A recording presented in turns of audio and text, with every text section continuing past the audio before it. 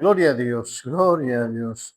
Pues hoy nos toca hablar sobre Mateo capítulo 5, pero comparando esto con Lucas capítulo 6, el comparativo. Un reino al revés, se podría llamar este título, pero es realmente un comparativo entre Mateo 5 y Mateo 6, porque de los dos habla precisamente el, el accionar sobre las bienaventuranzas. Entonces, estamos hablando en esa sintonía. Debemos entender que el sentido de la bienaventuranza choca siempre con el estándar del mundo. El mundo lo que quiere es aplauso, prosperidad, eh, qué cosas, eh, comodidad. El mundo lo que anda buscando son esos placeres mundanales que los llevan a un éxtasis. Pero el Evangelio nos habla de otras cosas, donde el Señor Jesús irrumpe contra las cuestiones sociales, contra las cuestiones culturales y presenta su Macairos, su bienaventuranza, no desde la perspectiva mundanal, desde la perspectiva de pues, la cultura romana, de la cultura griega, incluso choca contra nuestra cultura actual, la cultura moderna del siglo XXI, choca. Más ahora con las grandes élites, la gran parafernalia que hay en todo el mundo. Vemos el mundial de fútbol aquí muy de cerca en 3 países diferentes. Vimos el derroche de dinero, las excentricidades. Eh, pero vemos también en el Evangelio dos caras de la misma moneda, hablando de la bienaventuranza. Recordemos que Jesús es el verbo, Jesús es la palabra divina. Y la palabra del Señor nos dice que la espada es como una espada de dos filos, dos filos.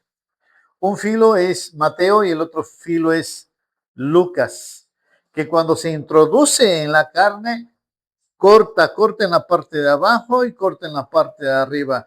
Lucas en su evangelio, en las bienaventuranzas, corta, pero también Lucas en la parte de su corte, por decir así, de la palabra divina, está cortando, está doblegando a la persona, al ser humano.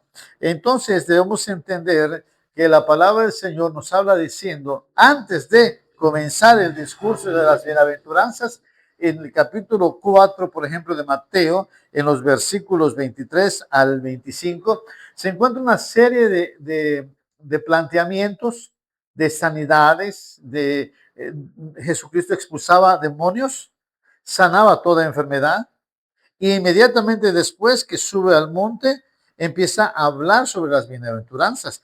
Mientras que en Lucas, en el capítulo 6, versículo 17 al 19, exactamente empieza a pasar lo mismo. El Señor Jesús, antes de dar el discurso de las bienaventuranzas en el llano, fíjense que son dos cosas diferentes. En el llano también hay sanidades, sana a los enfermos y también expulsa a los demonios de los que habían a ellos. Inmediatamente, tanto en la bienaventuranza del monte, alza a sus ojos y mira a sus discípulos y mira a la multitud. En Lucas mira a sus discípulos, pero esa mirada de Jesús nos habla muchas cosas. Podemos seguir hablando en términos bíblicos, como el Nuevo Testamento habla sobre el parteaguas del Macairos, de la bienaventuranza. Nos remota nuevamente a lo que dijimos hace un tiempo, el libro de los Salmos comienza con esa palabra hebrea asher, que el texto de la Septuaginta lo pone como Macairos, que son la misma esencia que toma Lucas y toma Mateo. El Asher, el dichoso, el bienaventurado, el Macairos que pone en la Septuaginta. Lo cierto es que Dios nos plantea el hecho fantástico de que tú eres bienaventurado en la medida que tú estás siguiendo el pacto con Dios. Y, y no se refiere solamente al sentido de bendecidos, porque es diferente.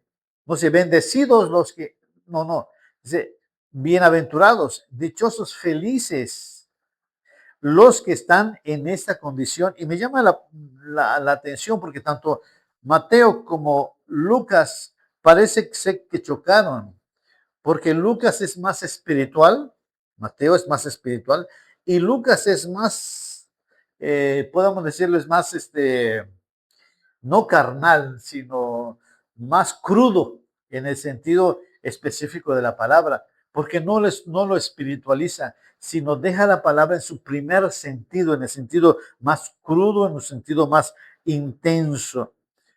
Porque los hombres que son así bienaventurados son personas que han tenido, tienen ese carácter, pero con esa paciencia. Por eso Dios les concede un aplauso de beneplácito. Pero es tremendo considerar este sentido. Veamos los dos lugares nada más. Dos grandes diferencias donde Jesús plantea su bienaventuranza y donde eh, Lucas plantea su bienaventuranza. Mateo y Lucas, dos lugares diferentes. El primero, Mateo coloca sus bienaventuranzas arriba, en el monte, simulando o haciendo un símil de Jesús, como Moisés subiendo al monte Sinaí y desde ahí mandando la ley, los mandamientos, predominando esa parte magisterial. Mientras que Lucas no lo plantea en lo alto, sino lo plantea en el llano, como hablando a nivel personal con la gente, bajándose en forma humilde, por decirlo de una u otra forma. Tanto Mateo como Lucas representan lo que siempre han representado en la cultura acerca de que Jesús es el Maestro Celestial, mientras que Lucas es el hombre, es el siervo, el que se pone en contacto con los humanos y es verdaderamente humano. Mateo, por ejemplo, tiene 9 bienaventuranzas y la mayoría, 8 de las bienaventuranzas son en tercera persona. Solo la novena bienaventuranza se dirige a la segunda persona del singular, vosotros, ustedes. Sin embargo, Mateo, en ese sentido, es más claro, más directo. Las 4 bienaventuranzas, no 8 como Mateo presenta 8, pero Lucas presenta 4. Y las 4 están a nivel personal, al tú, al ustedes, a los discípulos que están ahí. Pero me llama tanto la atención que tanto Mateo como Lucas vienen de una experiencia de sanidad, una experiencia de restauración, una experiencia de liberación de demonios, personas que han experimentado el poder de Dios, pero ahora tienen que experimentar las palabras de Dios. Han experimentado el poder del reino, han experimentado la majestuosidad de lo que implica estar en el reino de Dios, pero ahora tanto Lucas como Mateo hablan las palabras del reino y eso es chocante, porque muchos quisieran ser sanados, restaurados, muchos quisieran ser liberados de demonios, pero muy pocos escuchan la palabra del Señor en lo que se refiere a la obediencia que deben rendir cuando escuchamos la verdadera palabra de Dios, que es como un filo cortante, como una espada de Dios, dos filos que corta hasta penetrar completamente todo. De hecho, en el Evangelio según San Lucas se presenta 4 grandes lamentos. Déjame decirte que en el libro de Lucas se experimentan también lamentos tremendos, lamentos terribles. Déjame leerte esta porción de la Biblia de Lucas 6, en los versículos que van del 24 al 26, que tiene que ver precisamente con esa conexión de Lucas, que el Evangelio según San Lucas lo presenta bien.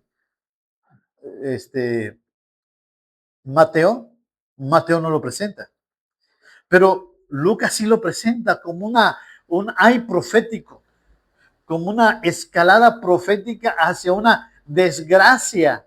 O sea, todo lo contrario de bienaventurados.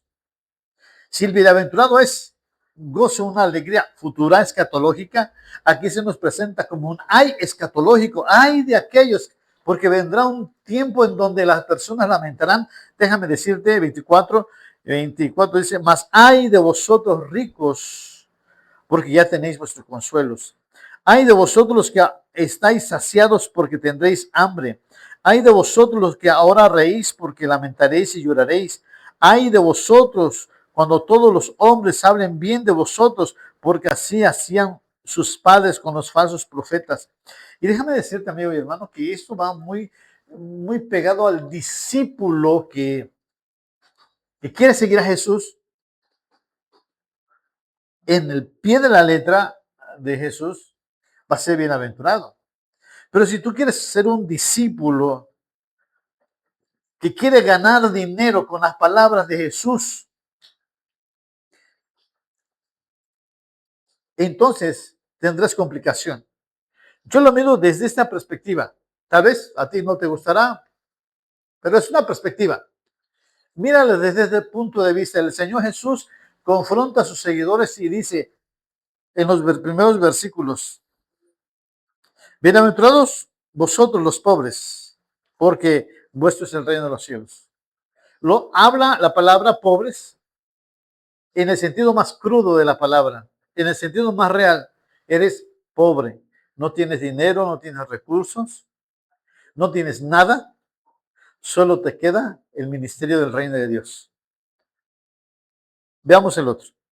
Bienaventurados los que ahora tenéis hambre, porque seréis saciados. El planteamiento es: tienes hambre. Hambre. No hambre y sed de justicia. Tienes hambre. Te falta que comer. Si en el primero eres pobre, no pobre espiritual, sino pobre que no tienes recursos, no tienes dinero, no tienes bienes. En el segundo, eh, los que tienen hambre, porque seréis saciados. Es la misma propuesta escatológica: en algún momento seréis saciados. Si en este mundo o en el venidero, el apóstol Lucas habla sobre ese presente, sobre la hora. Bienaventurados, dice, los que lloráis, porque reiréis. Ahora puedes llorar. ¿Por qué lloras? ¿Por qué están llorando? ¿Qué te ha hecho el mundo para que tú llores? ¿Te han quitado tu hijo? ¿Te han quitado tu trabajo? ¿Te han quitado los bienes materiales con los cuales tú trabajas y por eso lloras? ¿Te han secuestrado? ¿Estás bajo amenaza? ¿Te están pidiendo piso porque no puedes trabajar correctamente y tienes que llorar porque no puedes mantener a tu familia? Bienaventurados los que lloran. Fíjate que de una u otra manera el apóstol Lucas habla de la manera más cruda la palabra, los que lloráis. Y de repente habla diciendo, bienaventurados seréis cuando los hombres os aborrezcan y cuando os aparten de sí y os vituperen y desechen vuestro nombre como malo por causa del Hijo del Hombre. Vuelve nuevamente a su estado crudo, como lo hizo Lucas en el Evangelio de Mateo, perdón.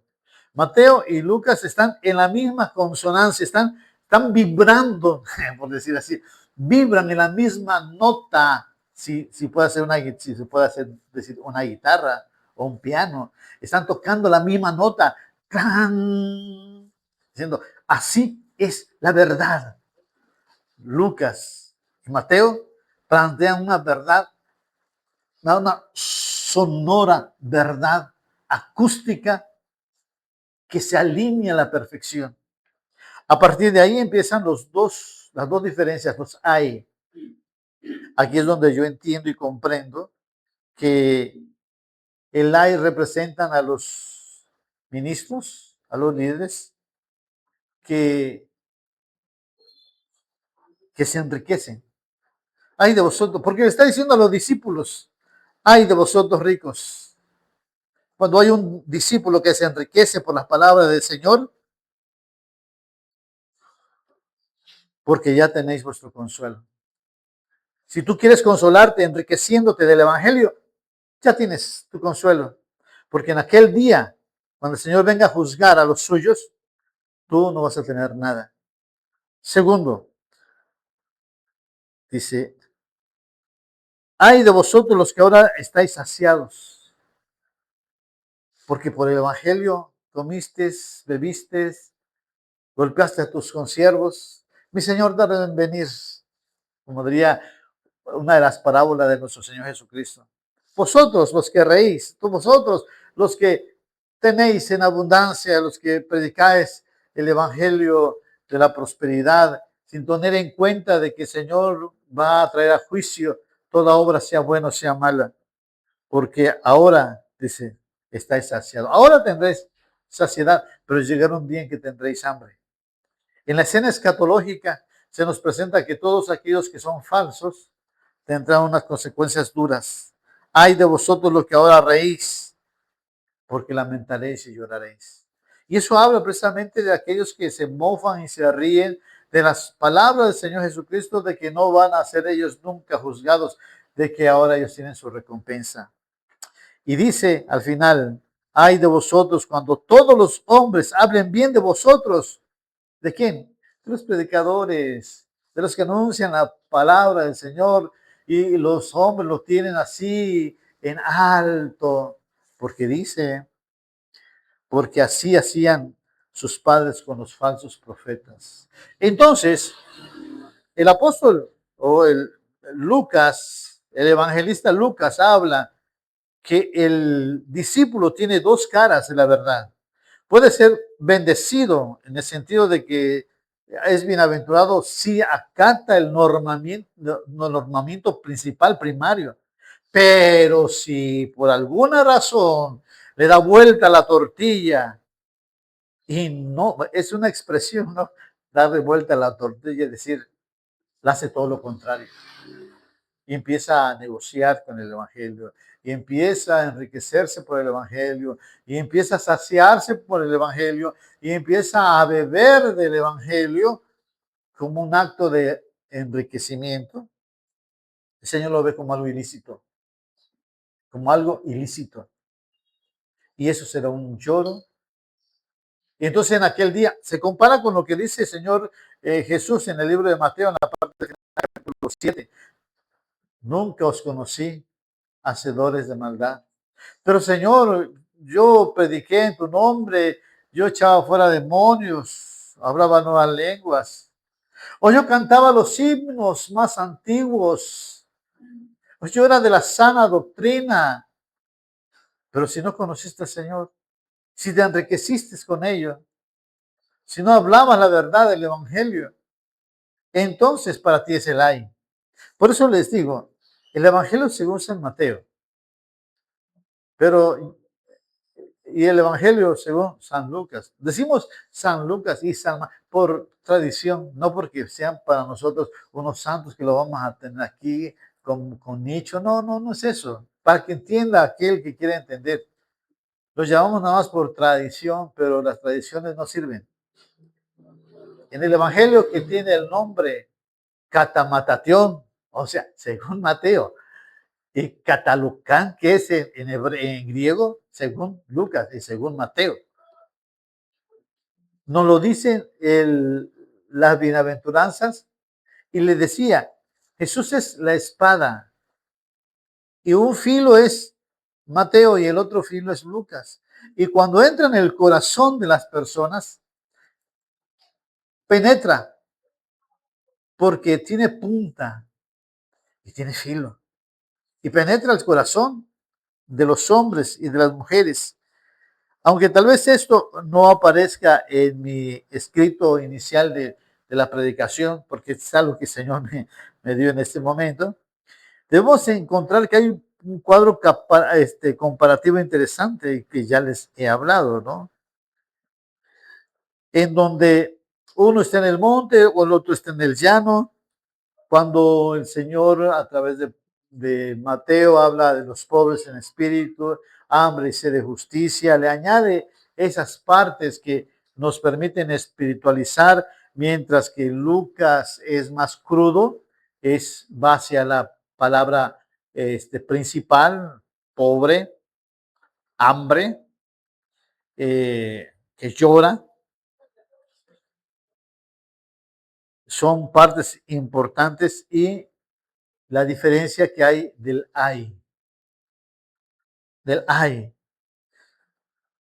Entonces podemos entender que tanto Lucas como Mateo, aunque son distantes, siempre comparten una verdad en la autoría y en los escritos.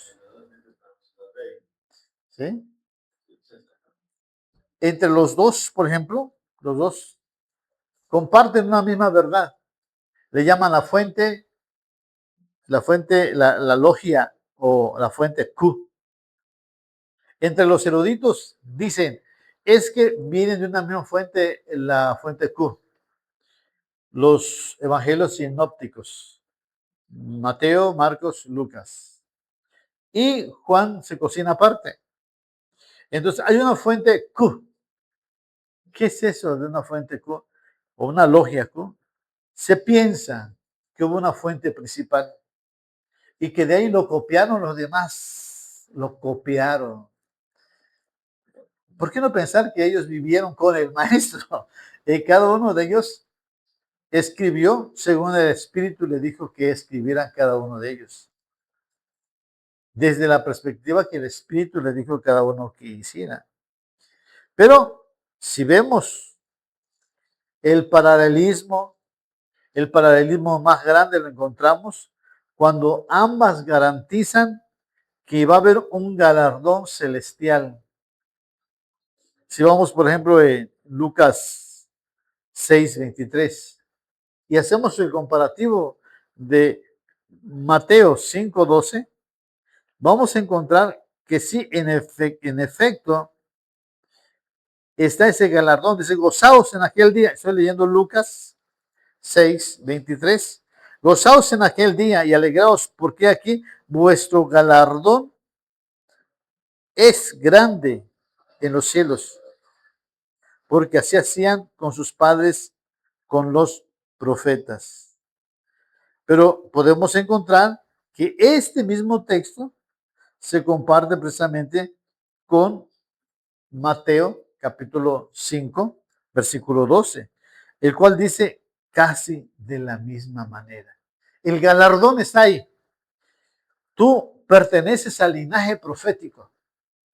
Si estás en esa sintonía, agradando a Dios en todo, estando sometido al nombre de Jesús, ¿sí? Al nombre de Jesús. Vas a padecer persecución, vas a padecer angustia. Te pregunto en este tiempo, en este momento, ¿quién está dispuesto a padecer persecución, angustia, dificultades? Casi nadie, a menos que tengas como premio ser presidente de la República. Porque vas a hacer un recorrido a todo pueblo para convencerlos de que tu propuesta sea la mejor y entonces todos aquellos, ay, mira cómo sufrió, mira cómo se puso angustia, ay, mira, pobrecito aquel, anda luchando por la verdad, vamos a hacerlo presidente. Y sufrió, pero ya le dieron la victoria como presidente, aunque después lo anden buscando toda la policía, ¿no? Pero, y sin embargo, en Cristo Jesús, tú no vas a recibir el premio aquí, tu galardón es grande, grande en los cielos. Puedes tener algún tipo de recompensa, porque Mateo lo habla diciendo. ahí en el capítulo 10 de Mateo. Esas serían las grandes coincidencias. Lo cierto es que hay una gran diferencia también en la característica socioeconómica con lo ético espiritual. Lucas aborda en el sentido los pobres, los sedientos, los que lloran. Lo menciona. Y cuando vemos todo el Evangelio según San Lucas, vemos, por ejemplo, muchas de sus encuentros de Jesús. Estaba con viudas, con leprosos, con pobres, cómo las mujeres se acercaban a Jesús. Los marginados de aquel entonces se acercaban con Jesús y él les brindaba la esperanza. Mientras con el Evangelio según San Mateo encontramos una ética espiritual en donde se alaba la espiritualidad del hombre. Se alaba al hombre que tiene esa confianza de acercarse a Jesús. Aprended de mí, que soy manso y humilde de corazón, y hallaréis descanso para vuestras almas. Eso lo dice Mateo capítulo 11. Pero habla en el sentido espiritual, manso y humilde, de corazón. Añade de corazón. No habla de la mansedumbre física nada más, sino habla de una mansedumbre espiritual. Así que tanto Lucas como Mateo, aunque nos presentan el sentido de las bienaventuranzas, siempre existe un sesgo de diferencia, lo ético espiritual con una realidad socioeconómica subyacente. Para el apóstol Lucas, hablaba diciendo, bienaventurados los pobres. ¿Son ciertamente todos los pobres bienaventurados? ¿O los que lloran? ¿Son verdaderamente todos los que lloran bienaventurados? ¿Son realmente todos los que tienen hambre bienaventurados? Porque si vamos a Somalia, casi todo el país tiene hambre. Sí, y si vamos a América Latina, hay un montón de pobres. ¿Y son por eso bienaventurados? No, no, ni en el sentido de Pablo, ni en el sentido de Lucas, ni en el sentido de Mateo, son bienaventurados. Porque recordemos que antes que el Señor Jesús hablara y dijera sus palabras, se enfrentó a un público que conoció su poder de sanidad y un poder de expulsión de demonios. A eso vamos. Ellos conocieron el poder directo del Señor Jesús e inmediatamente empezó a hablar su discurso. Entonces, encontramos aquí la vinculación. No es para todos, sino es para todo aquel que ha experimentado el poder de Jesús en su vida.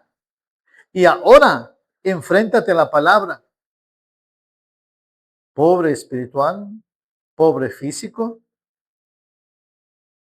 estás en Cristo Jesús con toda esa circunstancia de vida. El Evangelio según San Lucas.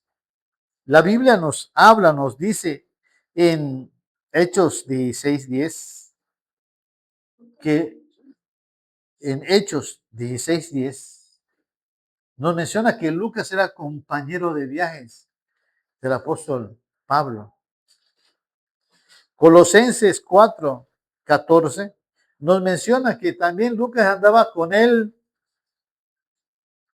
y en sus cartas mencionaba constantemente, Lucas va conmigo. Segunda de Timoteo 4:10. Entonces, encontramos que Lucas escribe sus dos tomos, que es el Evangelio y el libro de Hechos de los Apóstoles. Y escribe el libro de Hechos de los Apóstoles casi más de la mitad de su libro, 20 capítulos. Sí, de 11, la mitad de sus capítulos. que está con Pablo en sus viajes. Cuando él escribe el libro de Hechos y el concepto de Señor Jesús,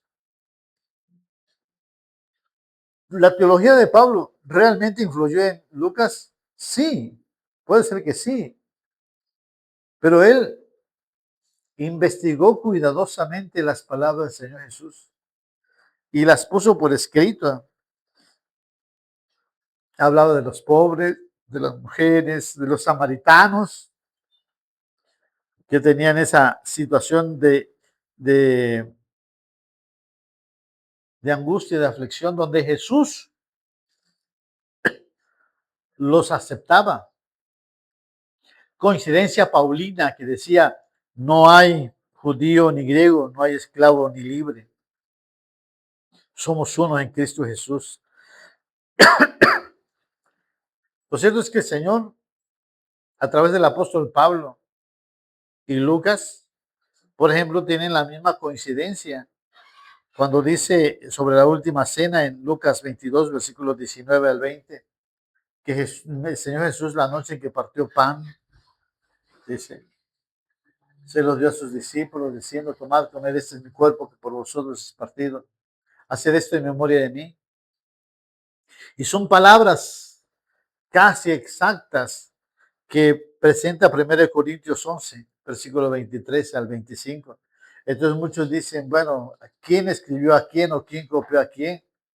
Lo más posible es que las palabras del Señor Jesucristo hayan sido escritas clara y directamente en el Evangelio de Lucas porque se investigó bien, se analizó bien y Pablo sabía que esa era la tradición correcta. Y a él le habían entregado la estafeta y él también esa estafeta la estaba escribiendo. Lucas y el apóstol Pablo, podemos decir, son sí contemporáneos, sí presentan la verdad lucanas. Es una verdad que también el Señor Jesús dijo, pero que lo escribió para aquel punto que, que la iglesia gentil entendiera. Por eso dicen, Lucas fue escrito para los judíos. En cambio, el apóstol Lucas lo escribió para los griegos, así como dicen que Marcos fue escrito para los romanos, porque cada uno tiene su tinte gramatical. La realidad de la dependencia total, tanto el ser pobre en espíritu como ser pobre, tú dependes y dependes de la gracia de Dios, dependes de otros para vivir y subsistir. Quien nada en este mundo comprende que con mayor lucidez que necesita desesperadamente la gracia de Dios sobre su vida. De la misma manera, la persona que llora, la persona que está sedienta, necesita ayuda y la ayuda proviene de Dios. Por otro lado, el espejismo de la autosuficiencia. Hay un espejismo ahí de la autosuficiencia. Ay de vosotros los que yo ríen, ay de los que están satisfechos, no les pasa absolutamente, pero es un espejismo. Porque la realidad de la moneda es que la advertencia profética sobre esa ilusión es que lamentarás y llorarás, porque te alejará del gobierno divino, te alejará del reino de Dios. Y por último podemos hablar sobre ese gozo, esa alegría que viene de cuál? Del vituperio. ¿Vituperio por qué? Porque te identificaste con Cristo. Porque Cristo es el reflejo. Cuando te miras a un espejo y miras a Cristo, entonces sí, tú estás pareciéndote al oro puro. Cristo Jesús vive en ti.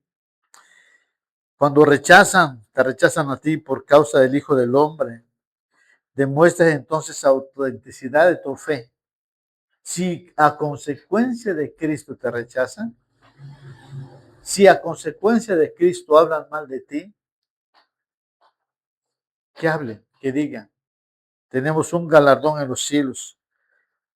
El Evangelio de Lucas y el Evangelio de Mateo se encuentran. Esa es la nota que de acorde celestial que está ahí. Jesús es el Hijo de Dios. Síguelo. El mundo no querrá verte. Para terminar con todo esto, podemos decir que las bienaventuranzas nos confrontan con dos caminos irreconciliables. La autosuficiencia mundana que concluye en el vacío del ay, o el entrego humilde que incluso el llanto, la pobreza, el experimentar el reino de Dios, puedes hacerlo hoy y en la eternidad. Dios quiere que tú, como cristiano, como creyente en el Señor, dice al final la cruz de la decisión diaria. ¿En qué basas tu seguridad hoy? ¿Tu seguridad en qué basa? ¿En tu salario del gobierno? ¿En tu salario que utilizas cuando haces negocio? ¿En la seguridad de tu comodidad de tu casa? ¿En la acumulación de posesiones o estatus o en la dependencia absoluta del Señor? ¿De quién dependes? ¿En verdad dependes del Señor? ¿O estás dependiendo de la riqueza de tus bienes, de tu conocimiento, de tu sabiduría, de tus lineamientos? Lucas dice, no espiritualices, no espiritualices. Ve la realidad en la que tú estás, afíliate, ten esa relación con el afligido, el necesitado, el pobre, el desvalido, la viuda, el huérfano. Hazte uno con ellos. Ayúdales.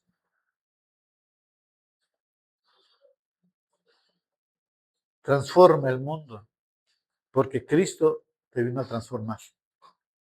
Esos son tanto el mensaje del Evangelio de Lucas como el Evangelio de Mateo. ¿Queremos ser bienaventurados? Apeguémonos a Cristo. ¿Queremos el mistos, la paga, el salario celestial? Afíliate a Cristo. Únete a Cristo. ¿Quieres el aplauso del hombre?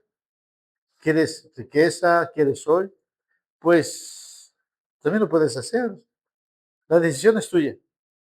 El aplauso de aquí o el aplauso más grande de los cielos. Te corresponde a ti. Dios te bendiga. Recuerda mi nombre es Zenaida Damián Ramos, soy pastor de la Iglesia Presbiteriana Renovada en la República Mexicana. Estamos aquí en Bochil. Los domingos a las 7 de la noche nosotros nos reunimos para adorar a Dios, para exaltar el nombre de Dios. Te invitamos, si estás cerca de Bochil o eres de Bochil, ven a las 7 de la noche aquí a mi casa, que es tu casa. Será de gran bendición. Por lo pronto, puedes compartir ese video a tus amigos, a tus familiares. Yo sé que va a ser de gran bendición. Y también, si quieres hacer escándalo, porque este es un mensaje escandaloso, también hazlo. Será de bendición. Recuerda que eso Jesús te ama y dio su vida por ti para que tú seas salvo y vengas a la vida eterna. Mi nombre es Zenaida Damián Ramos. Quisiera conocerte. Dios te bendiga.